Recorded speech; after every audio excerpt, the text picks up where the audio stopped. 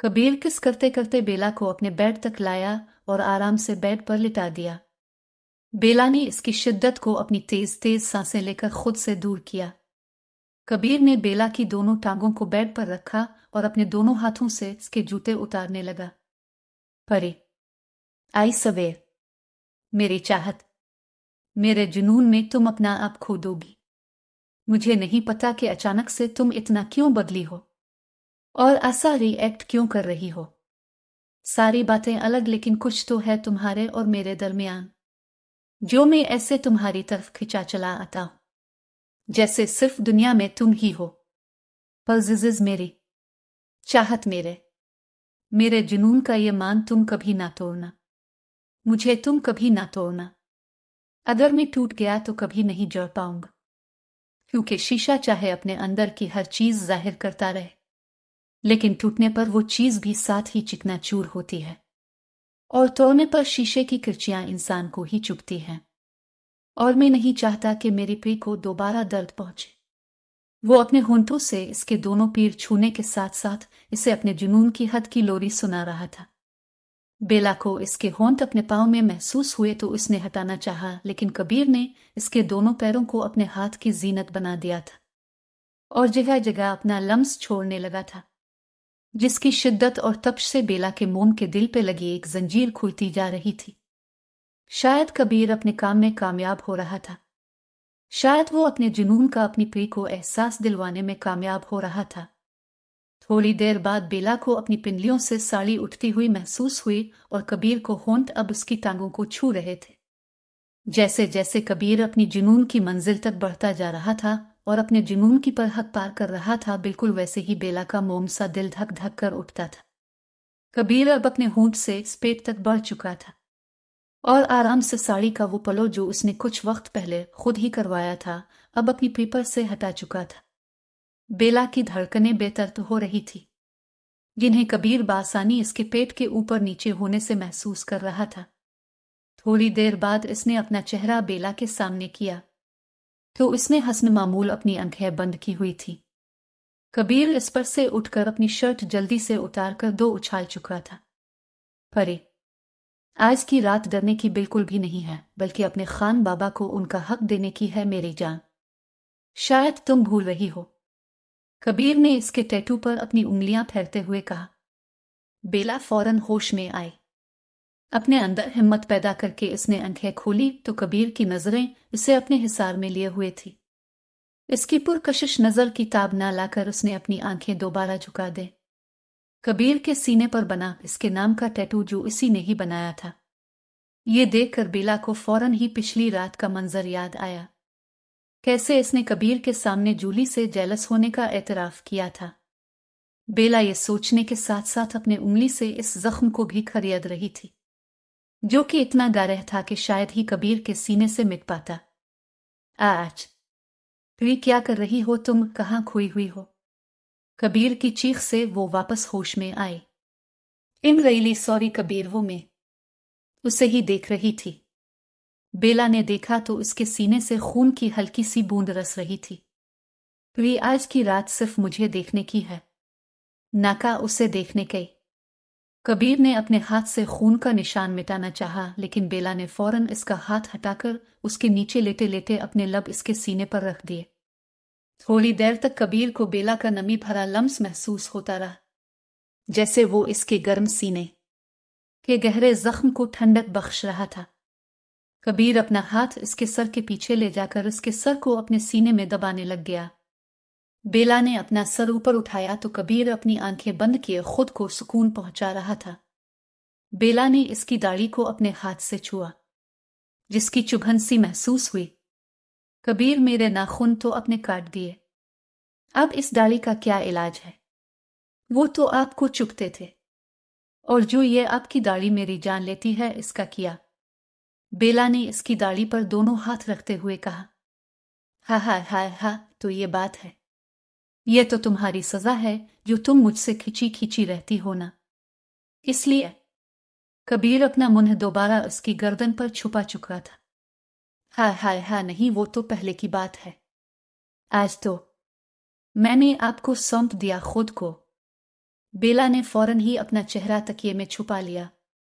ऐसा करने से इसकी बैग कबीर के सामने आ गई और उसका टैटू और भी वाज़ेह हो गया। कबीर एक शिकारी की तरह टैटू पर झपट चुका था और जोर सा बाइट करने लगा। बेला अब सीधा नहीं हो सकती थी क्योंकि अच्छा खासा बॉडी बिल्डर कबीर उसके पूरे ऊपर काबिज हो चुका था। बेला ने अपने दोनों हाथों से कबीर के चेहरे को दूर करना चाहा। कबीर ने इसके दोनों हाथ कमर पर जड़ दिए। थोड़ी देर बाद इससे जुदा हुआ। देखा प्यार ऐसे करते हैं, ना का तुम्हारी तरह। जब तो मुझे किस कर रही थी तो ऐसा लग रहा था कि कोई चींटी काट रही है। कबीर ने इसका मजाक उड़ाया। जी नहीं, मैं आराम से प्यार करती हूं, आपकी तरह नहीं। बेला ने नाराजगी जाहिर की। अच्छा, मैं कैसे करता हूं जो मेरी तरह नहीं? कबीर ने इसकी नाक को दबाते हुए कहा।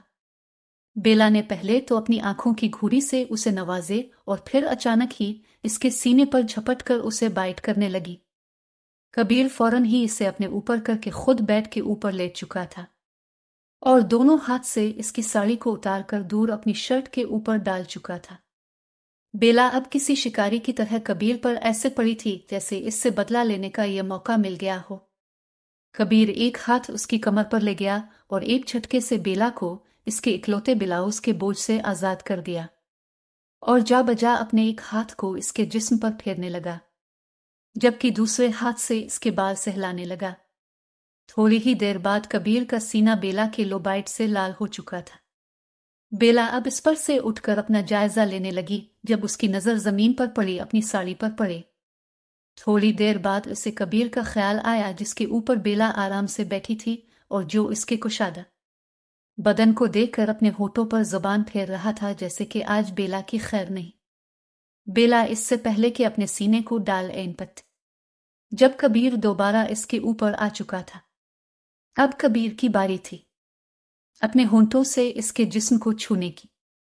इसकी पी के जिस्म का कोई एक कोना भी इसके लम्स से महरूम नहीं रहा। बेला ने इस सब में इसका भरपूर साथ दिया। बेला के जिस्म पर जुनून की मुहरें लगाने के बाद वो इसके और खुद के वजूद को कंबल में ढांप कर बत्ती बुझा चुका था।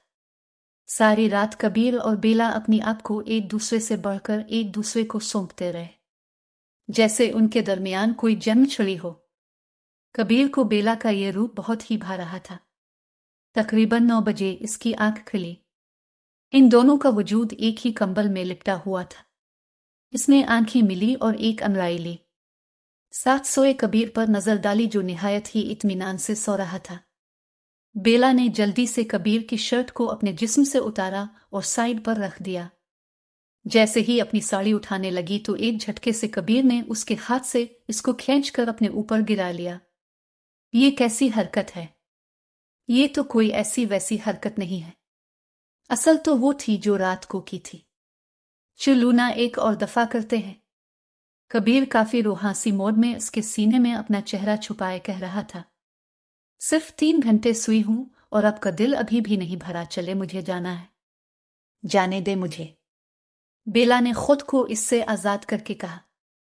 और वैसे भी आज तो नहीं, जिंदगी की शुरुआत है, मतलब आज तो आपकी जूली से मननी है तो जल्दी से उठ जाए।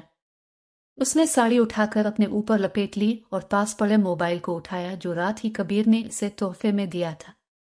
कबीर, मेरा दूसरा गिफ्ट कहाँ है?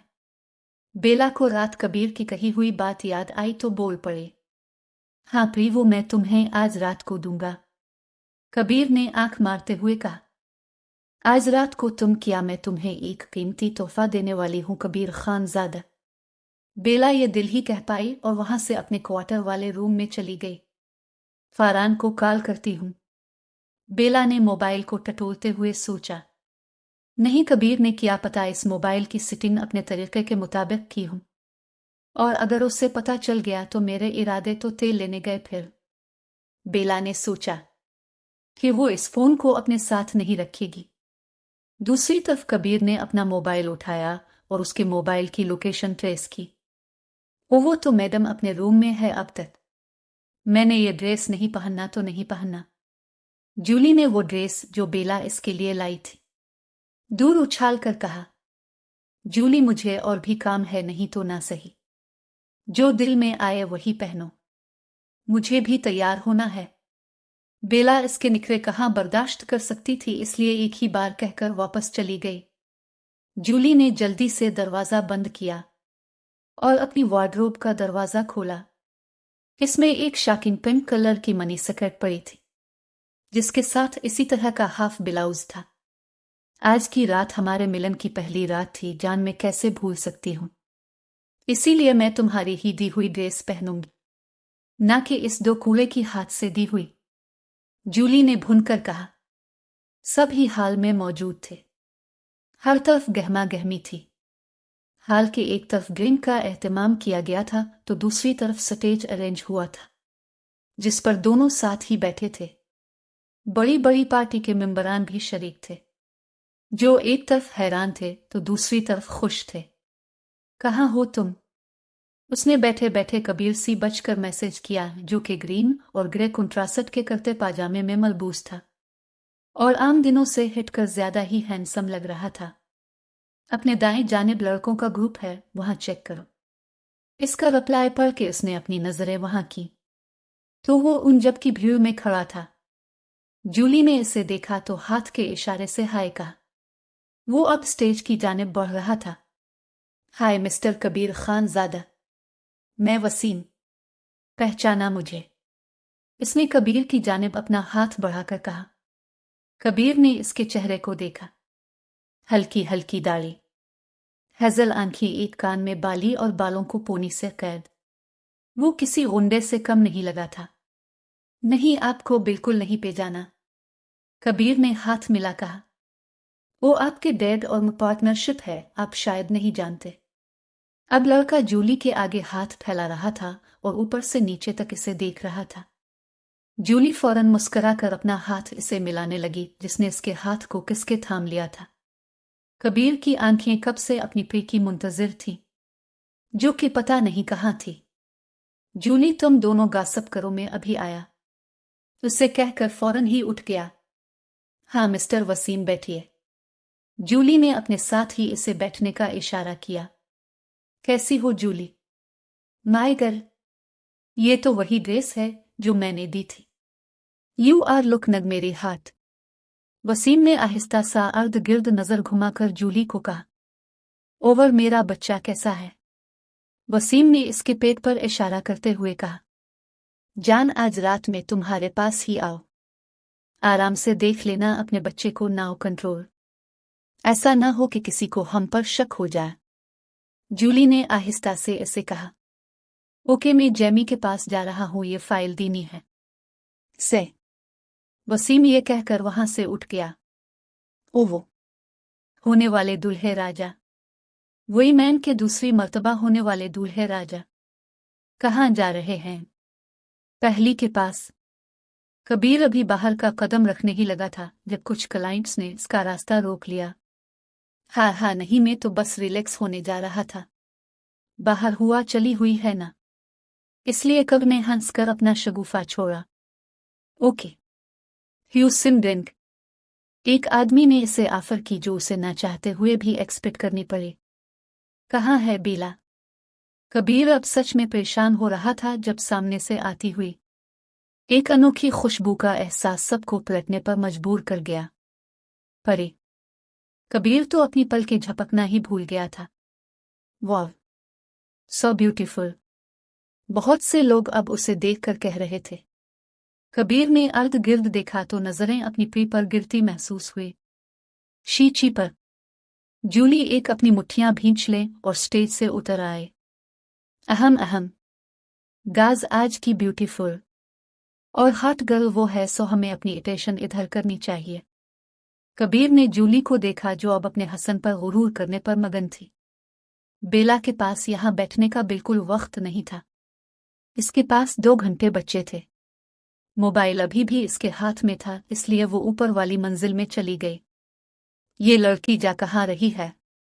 शायद इसे बुरा लगा मेरा ये कहना, लेकिन मैं भी इन लोगों की नजरें इस पर पड़ती नहीं देख सकता था।